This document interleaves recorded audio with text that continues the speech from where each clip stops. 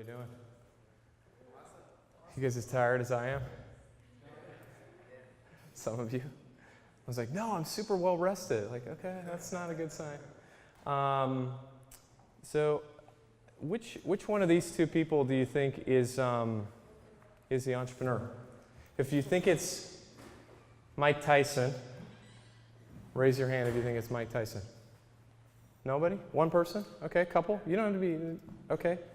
Maybe about 40%. If you think it's this person. Okay. Okay, good. So I'm one of the founders of Startup Grind, and our mission is really simple. It's to educate every entrepreneur in the world. We do that with kind of 3 core values of giving before you take, helping others before you help yourself, and making friends. How many people have attended a Startup Grind? Anyone? Okay, a couple of you. Whereabouts did you attend? Port-au-Prince? Redwood City? Shenzhen? Where? Turkey? India? Whereabouts? Okay, great. That's awesome. So we've hosted about 7,000 events for about 250,000 attendees. Today we have about 400 chapters across the world. These are active chapters, so if a chapter, we've hosted events in almost 600 cities, but really like the active chapter is sort of the important number to us. And active means hopefully you're hosting an event maybe every other month. And this is one of the unique things about what we do is like, and the format was really designed around this of like trying to be able to be consistent and to always be there. So a lot of different programming, it kind of comes and goes, and our goal is to like be the thing that's kind of this constant thread year round. We've had about 30 million minutes of our content watched, and we've had 7,000 of the top entrepreneurs and VCs and other people speak at Startup Grind since 2010. This is my email address. If I can be helpful, I'm happy to dig out a business card, but like this ultimately is what it says on it. So if I can be helpful, like please reach out and let me know. These are some of the things I can probably be helpful on. I had literally someone text me last night at like 5 o'clock, like, I don't know how I got your number, but like, I'm trying to like apply for a job. Can you like give me some tips? So I'm like texting this person like what to say in the job interview. If you're trying to figure out like, hey, I've got somebody that offered me this amount of money, or I'm trying to figure out should I negotiate this term or something, that's something I can probably be useful on. If you and your co-founder are fighting, that's kind of fun. Like I'm happy to like mediate for you two. That's something I'm good at. Bad things like investment. I don't invest. I'm not an investor. I don't have any problem with investors most of the time, but that's just not what I do. And so that's not a good thing to ask me for. Another thing is like picking my brain. This is not something like with the type of head that I have. Like I don't want any sort of operations on my head. That would be bad for the look that I have going. So I don't need my brain to be picked. I don't drink coffee, so let's not go get a coffee. Just let me know what you need, how I can help, and just keep it simple. It's easy. This is what most people think success looks like. This thing on the left. And I know if you're in this room, you know that's not the reality of things. It's much more like this. And I thought I would just share a couple of experiences that I've had. I've lived now in the Valley since 2005, and I thought I would be successful way faster than I will be someday. I thought it would just be smooth sailing. And it's been far from that. And these are some of the things I have worked on. I mean, you've maybe heard of one of them, you know. Well, you've heard of EA probably, EA Sports or Electronic Arts. You probably heard that, but that's not my company. I was just like a peon there. But like I worked on so many different things, trying to find something that people actually would like, and it took me.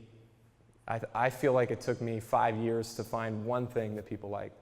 Of all the things that I saw and all the opportunities I looked at and meetings and everything, really searching for 5 years. So I'm going to just tell you about 2 of these, and then we can do questions at the end. The first is that I was at Electronic Arts I was a product manager, was sort of unfulfilled creatively with what I was doing. And I wish I'd kept a journal, and I really would encourage you to write, to even like once a day write a paragraph, because I would do anything to go back and read what I felt like during this time, even just one paragraph a day. It would bring me so much inspiration because I've come so far, but it's hard to see because I don't have a record of it. But I was at EA, and I would come home and I would work on my ideas, or I'd be up in the middle of the night, like just laying in bed thinking about stuff. And I couldn't get it out of my head. And I realized that if I worked 110% at EA, I would have ranked in the top 2% of employees in the reviews.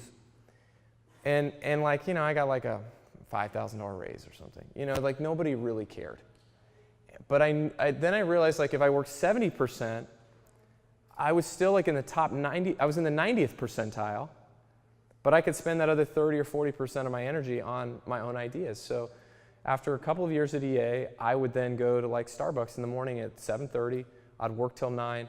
I'd go into work. I'd be the second person into work instead of the first person.